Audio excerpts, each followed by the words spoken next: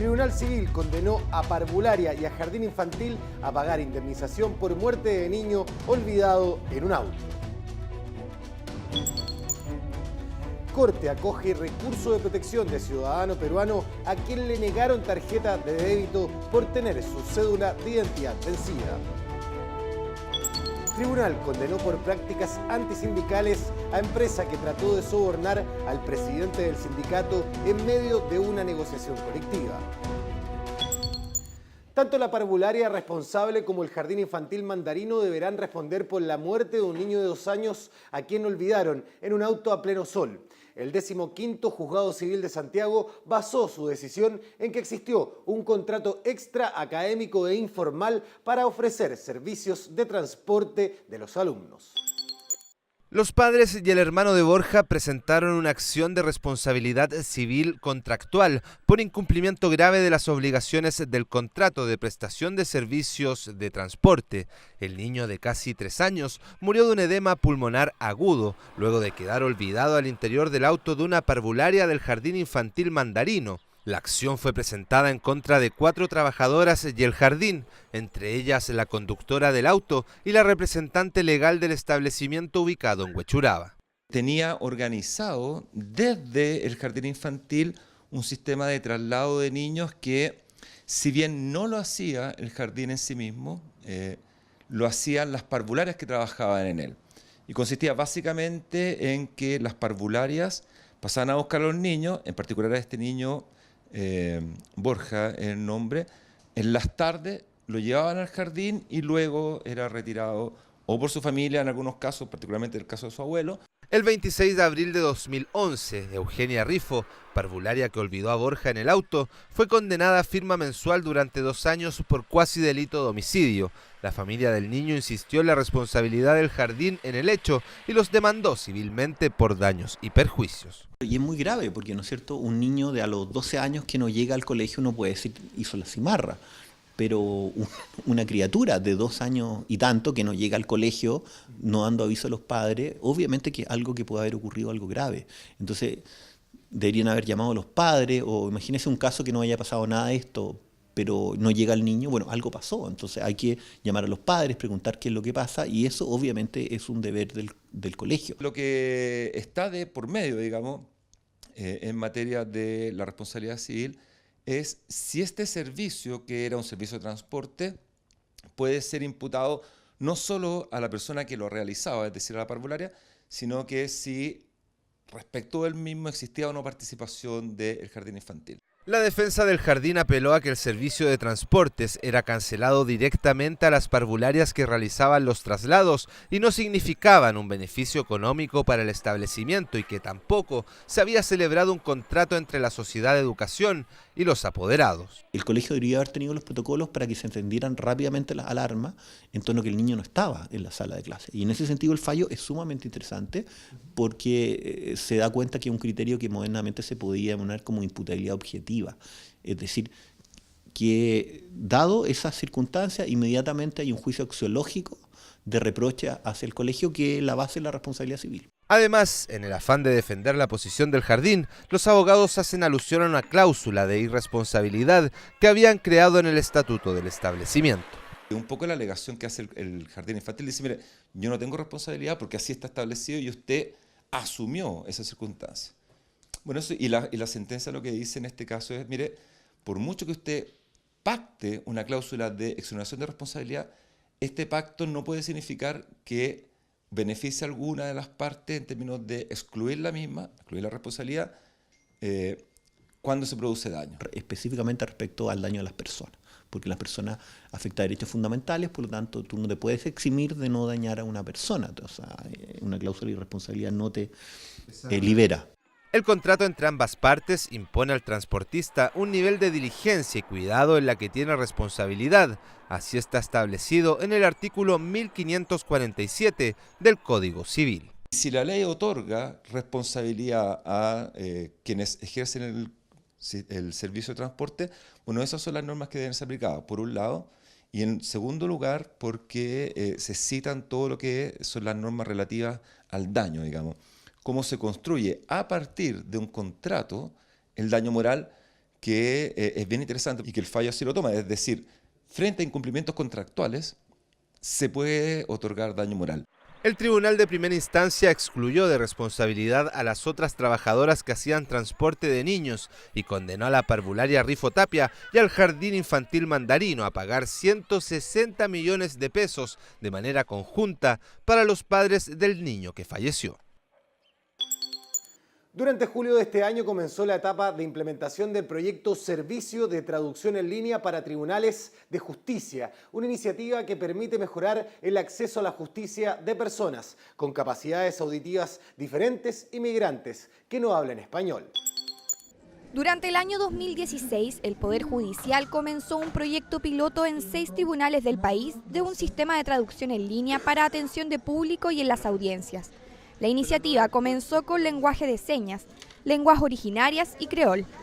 Este 2018 el sistema se extendió a todos los juzgados con procedimientos orales y agregó nuevos idiomas, lo que ha generado una excelente acogida por parte de los usuarios. El sistema de traducción en línea es un proyecto que nos tiene particularmente contentos, porque en mi opinión tuvimos la oportunidad de ir desarrollando de buena manera las distintas fases de un programa que hoy día ya podemos decir que está implementado virtualmente sin problema a nivel nacional. Juliano Peche, parte del equipo que lidera esta iniciativa, asegura que la forma de utilizar el sistema es bastante amigable y tiene ventajas por sobre plataformas más autómatas. Es un sistema muy sencillo que básicamente se activa a través de una videollamada. O sea, los distintos tribunales reformados que van a participar del programa simplemente acceden a través de una página web, se les asigna un nombre de usuario, una clave, ingresan y tienen las opciones disponibles de los distintos idiomas. Se hace una videollamada, como te mencionaba, de manera inmediata aparece el intérprete, que es una persona, y empieza a interactuar. Los juzgados de familia de Santiago son uno de los espacios donde comenzó este plan piloto. Héctor Fuentes, encargado del Centro de Atención de Asuntos de la Familia de estos tribunales, en Santiago afirma que la implementación ha sido muy positiva y que es bastante utilizada, demostrando un avance en el acceso a la justicia. Acá en este edificio están los 4 juzgados de familia de Santiago más el centro de medidas cautelares. Por lo tanto, es un sistema que es bastante utilizado en una sala de audiencia que está en el centro de medidas cautelares y en la atención de público que está acá con nosotros en el centro de atención de asuntos de la familia. Por lo tanto, nosotros tenemos diariamente, se deben atender alrededor de 2, 3 o 4 personas a diario. Durante julio de este año se realizó en el Juzgado de Garantía de Copiapó la formalización de la investigación de un ciudadano chino, donde por primera vez el Poder Judicial usó un sistema de traducción en línea en una audiencia. El imputado pudo ver y escuchar al traductor que estaba físicamente en Santiago, quien le explicó en chino mandarín las intervenciones del juez, del fiscal y la defensora que lo asesoraba. Actualmente el sistema funciona en 230 tribunales a nivel nacional y se espera contar con este en todos los módulos de atención de público para cubrir, en su totalidad, el primer contacto con el usuario. Su crimen es considerado el primer asesinato político de la historia de Chile. El prócer Manuel Rodríguez fue detenido en 1818 y muerto por un balazo en la espalda mientras era trasladado a la cárcel de Quillota en las cercanías de Tiltil. Culminó así la vida de uno de los héroes de la independencia y cuya figura inspiró historias misteriosas, esas que llevaron a las autoridades a exhumar su cuerpo 80 años después para saber si quien estaba en la tumba era realmente el héroe patrio. Llegó a ser uno de los hombres más buscados por la corona española. La recompensa por su captura vivo o muerto era una gran fortuna. Su labor fue clave en el proceso de la independencia de Chile y se convirtió en un dolor de cabeza para las autoridades de la época.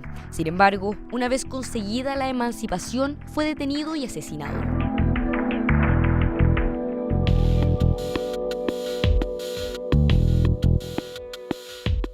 Manuel Rodríguez Cerdoíza nació en febrero de 1785 en la ciudad de Santiago. Hijo de padre español y madre peruana, se tituló de abogado, lo que lo llevó en 1811 a ser nombrado como procurador del Cabildo de Santiago en la época de la Patria Vieja.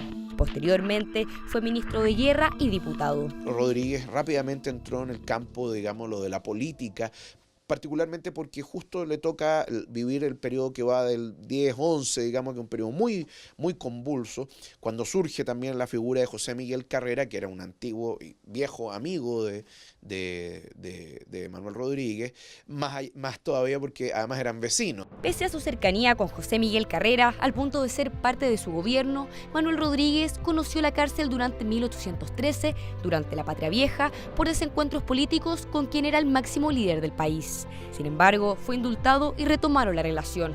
La historia de Manuel Rodríguez iba a cambiar radicalmente luego del desastre de Rancagua, que marcó la reposición del gobierno español.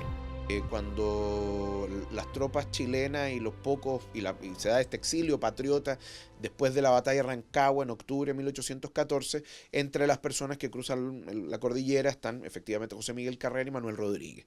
Y cuando llegan a Mendoza, Rodríguez tiene algunos altercados ahí, fundamentalmente con O'Higgins. Fue en Argentina donde el guerrillero se pone a disposición de José de San Martín, quien le encargó diversas tareas de espionaje y resistencia en Chile. La leyenda cuenta que disfrazado le abrió la puerta del carruaje al capitán general español Casimiro Marco del Pont, quien había puesto precio por su cabeza.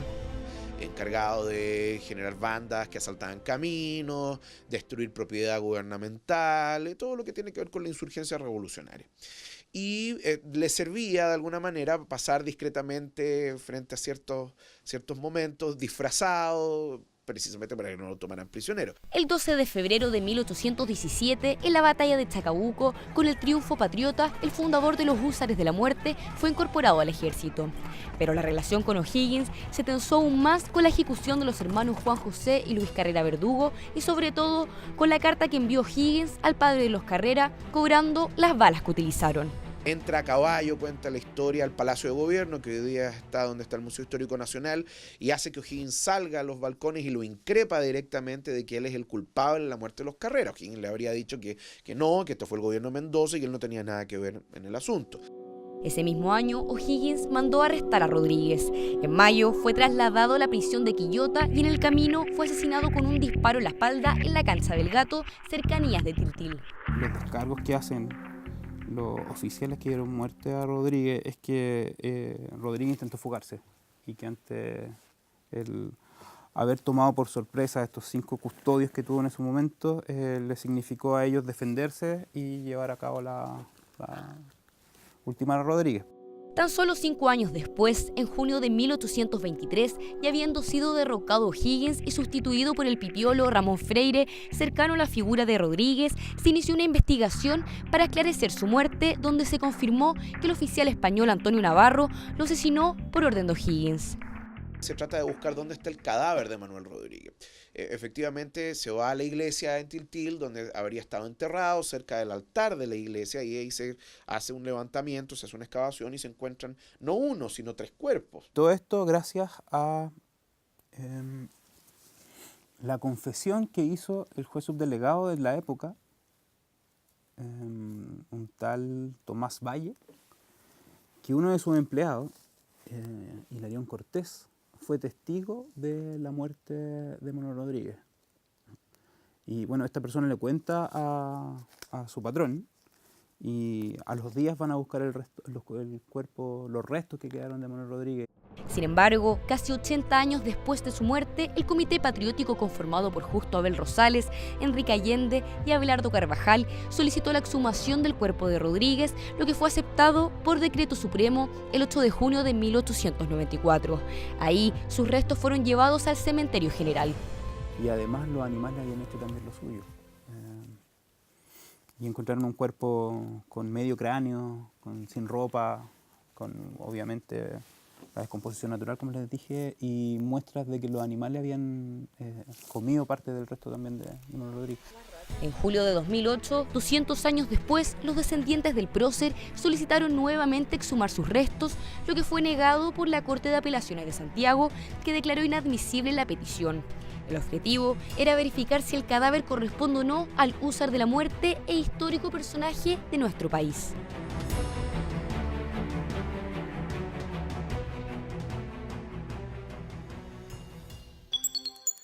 Le ofrecieron dinero por dejar su cargo como presidente de un sindicato en plena negociación colectiva. El primer juzgado de letras de Santiago acogió la demanda de un sindicato de trabajadores de la empresa Red Bus Urbano por prácticas antisindicales. Si bien el tribunal no pudo comprobar todos los hechos, falló a favor de los trabajadores y ordenó cesaran las presiones contra el presidente del sindicato. Los trabajadores de uno de los sindicatos de Redbus denunciaron ante el primer juzgado de letras del trabajo de Santiago a su empleador por prácticas antisindicales en medio de una negociación colectiva. En la reclamación afirman que la empresa ofreció dinero al presidente de la organización de trabajadores para que renunciara a su cargo, algo que vulnera el derecho a la libertad sindical consagrado en el artículo 19, número 16 de la Constitución Política de la República. Es un derecho que protege tres fases, tres partes de un triángulo, dice la doctrina, que es el derecho a sindicalizarse, a agruparse los trabajadores, el derecho a negociar y el derecho de huelga. En este caso en particular se acoge la práctica antisindical porque se da por acreditado por parte del juez de fondo, de la jueza de fondo, que la empresa presionó o a lo menos hizo una oferta al presidente del sindicato al medio del proceso de negociación para que éste se fuera de la empresa, para que renunciara contra una oferta económica importante. Nuestra Constitución plantea y señale que nuestras organizaciones sindicales gozan de autonomía, por una parte, o sea, no puede tener injerencia de otros, pero también de libertad sindical. Y la libertad sindical significa que yo no puedo ser presionado, no puedo ser amenazado por otros para tomar uno u otro camino. Y aquí, evidentemente, con lo que ya hemos planteado, estamos frente a esa figura. Antes de la acción judicial, el presidente del sindicato hizo una declaración ante la Inspección del Trabajo, donde relató el intento de soborno por parte de la empresa. Esta declaración puede ser usada como un hecho de la causa, ya que se hizo en un ente fiscalizador. Por lo tanto, goza de presunción legal de veracidad, contemplado en el artículo 23 del decreto con fuerza de ley número 2 del año 1967 del Ministerio del Trabajo y Previsión Social. Los hechos que constata gozan de presunción de veracidad. O sea, partimos de la base que esos hechos son ciertos. A eso se refiere la jueza. No es que los trabajadores tengan una presunción de veracidad, porque no es así. Los trabajadores son parte igual que el empleador en el tribunal y tienen las dos que probar. Del mismo punto de vista probatorio, el juez es imparcial y no le parte creyendo a ninguno más que a otro. La declaración del presidente del sindicato y el testimonio de dos testigos presenciales fueron la clave para que el tribunal lograra establecer la veracidad de la acusación de los trabajadores. Esto es sancionado según el artículo 413 del Código del Trabajo, que señala que serán consideradas prácticas desleales del empleador las acciones que entorpezcan la negociación colectiva y sus procedimientos. Entonces la ley permite que tú probando indicios o sospechas suficientes de que ese hecho es creíble, es cierto, pueda darse por establecido el hecho. Eso se llama prueba indiciaria, porque no se espera que se vulnere derechos de personas o que se cometan delitos, por ejemplo, en materia penal, ante notario o en cámara. Siempre esto es solapado, siempre esto está resguardado por una apariencia de legalidad, entonces se prueba con testigos, con otra prueba que haga plausible de que el hecho que se denuncia es cierto. Si bien esta demanda no es por tutela específicamente como establece el artículo 485 del Código del Trabajo, se tramita igual que una y se remite al proceso de la tutela laboral. En el caso que quede ejecutoriada y firme la sentencia, Red Bus Urbano quedará inhabilitado para realizar negocios con el Estado, entre otras medidas. Que ante un procedimiento de esta naturaleza, las sanciones que son naturales son las siguientes. Por una parte, indemnizaciones que son adicionales a las que corresponden y que la ley contempla hasta 11 remuneraciones más por cada trabajador, pero sin duda alguna la más compleja, la que atenta más contra la misma empresa, es que queda prohibido, inhabilitado de recibir todo tipo de recurso público que emana precisamente del Estado. Finalmente, el fallo cita el artículo 303 del Código Laboral, en el que se dispone que las partes deben negociar de buena fe, sin poner obstáculos que limiten las opciones de entendimiento entre ambas, lo que fue vulnerado por la empresa según dictaminó el tribunal. Por lo anterior, se multó a Red Bus Urbano al pago de 20 UTMs en beneficio del Fondo de Formación Sindical y Relaciones Laborales Colaborativas, administrado por el Ministerio del Trabajo y Previsión Social. No le dieron una tarjeta Redbank por tener su carnet de identidad vencido. El cliente de nacionalidad peruana presentó un recurso de protección en la Corte de Apelaciones de Santiago por considerar que el banco transgredió su derecho a igualdad ante la ley y el de propiedad. Solicitó la tarjeta de débito asociada a su cuenta RUT y Banco Estado se la negó. El cliente es de nacionalidad peruana y tiene su cédula de identidad vencida. El banco esgrime como que el único medio para poder acreditar la identidad de esta persona, que sería la cédula de identidad.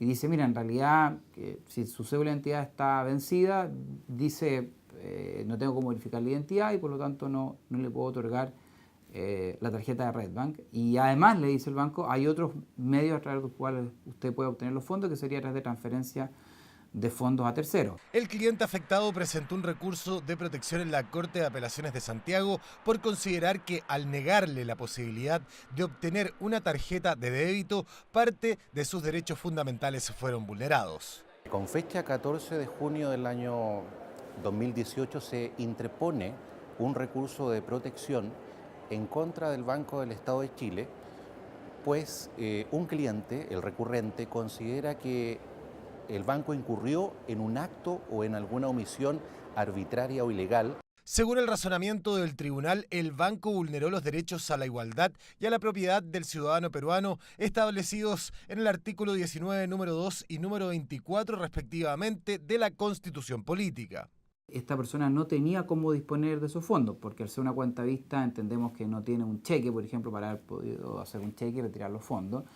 Y eso al final lo que le afecta a través de este acto arbitrario ilegal que ejerce el Banco Estado, al no darle la posibilidad de obtener una tarjeta de Redbank con el fin de que esta persona pueda hacer retiro o giro de su fondo. Asimismo, la Corte de Apelaciones de Santiago consideró que la acción de la entidad financiera fue contraria a la ley y carente de racionalidad, ya que en la actualidad no hay ninguna legislación o norma que establezca la necesidad absoluta del carnet para verificar la identidad.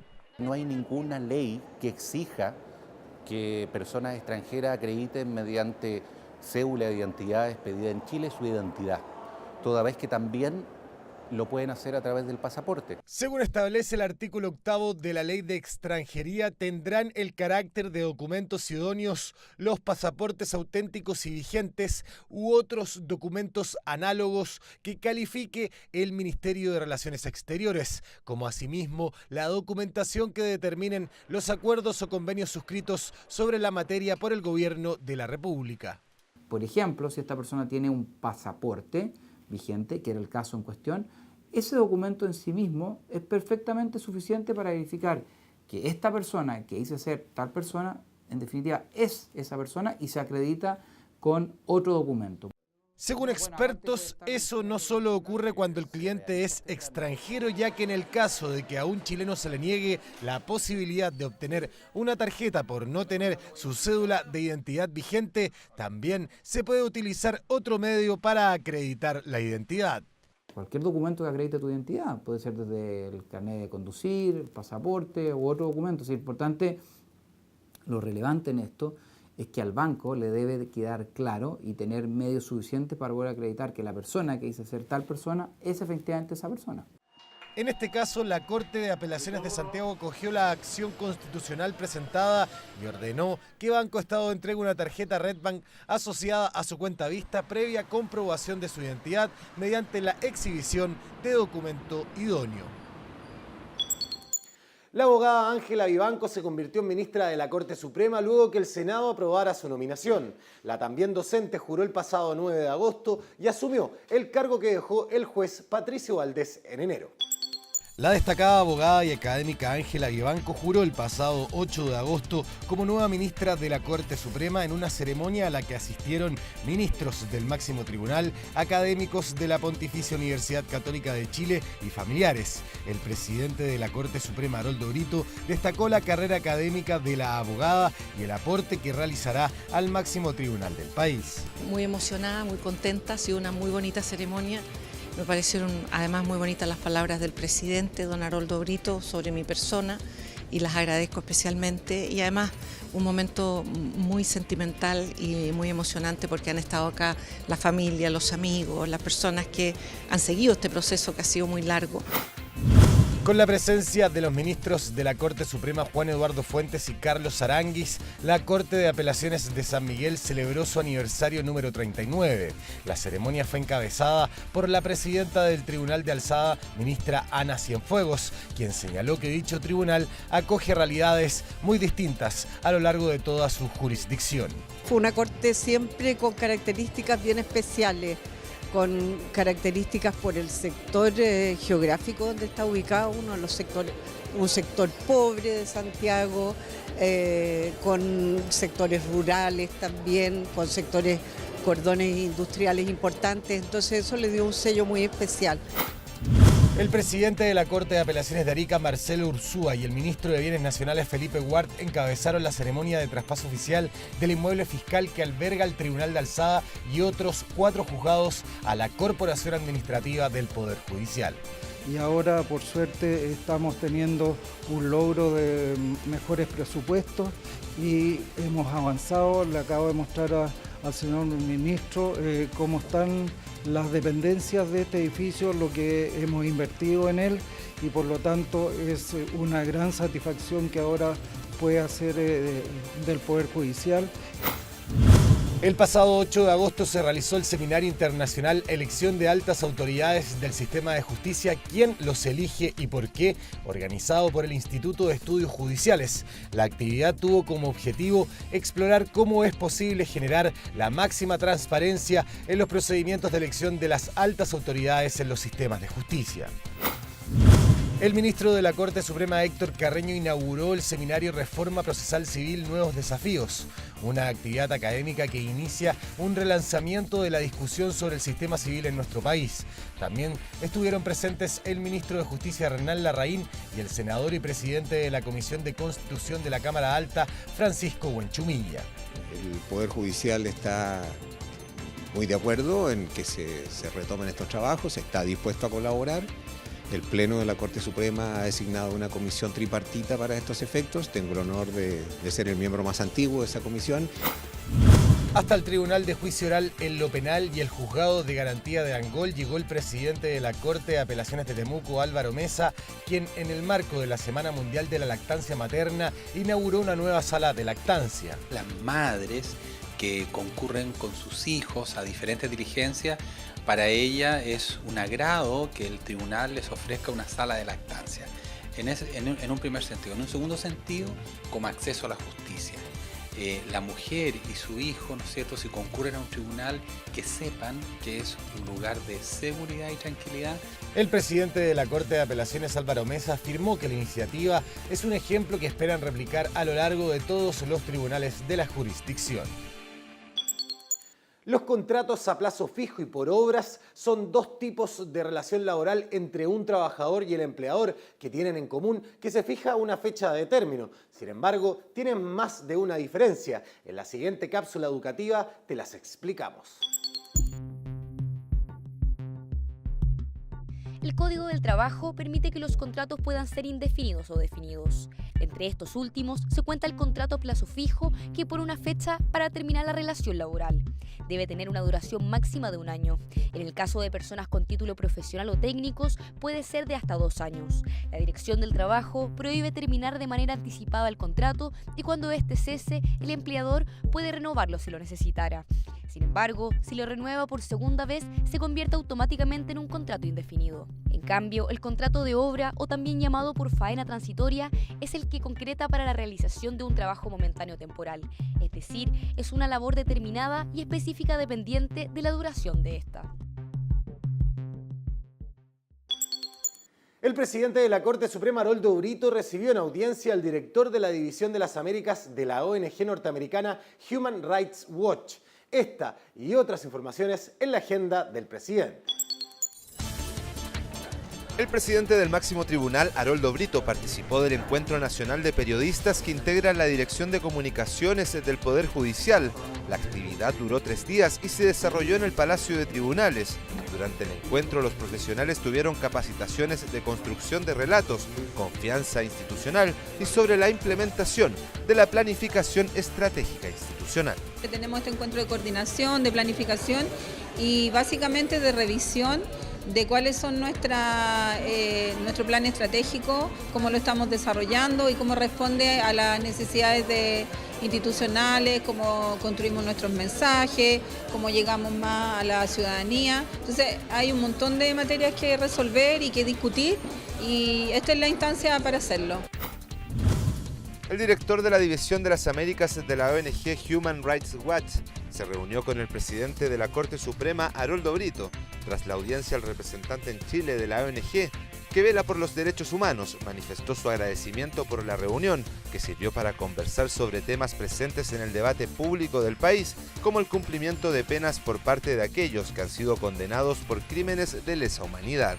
El que no exista una ley en Chile que condicione la libertad condicional de aquellos que están condenados por violaciones a derechos humanos no viola ninguna norma internacional de derechos humanos.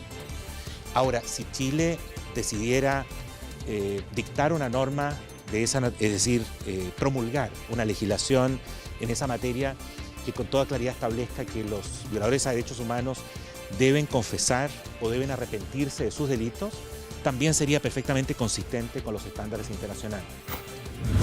En la Universidad de los Andes, el presidente de la Corte Suprema, Haroldo Brito, en representación del Poder Judicial, participó del programa 2 Jornadas de Ética Profesional del Abogado, una actividad que reúne universidades privadas y que busca transmitir a los futuros abogados lo importante que es la ética en su labor. Durante la tarde, el ministro de la Corte Suprema y presidente del Instituto de Ciencias Penales, Carlos Kunzmiller, dictó una charla llamada Secreto Profesional y los Tribunales de Justicia. Hasta acá la revisión de noticias de esta edición del noticiero del canal del Poder Judicial. Nosotros nos despedimos dejando a los invitados, como siempre, a que visiten las diversas plataformas digitales del Poder Judicial y además nuestro sitio web www.poderjudicialtv.cl. Que estén bien.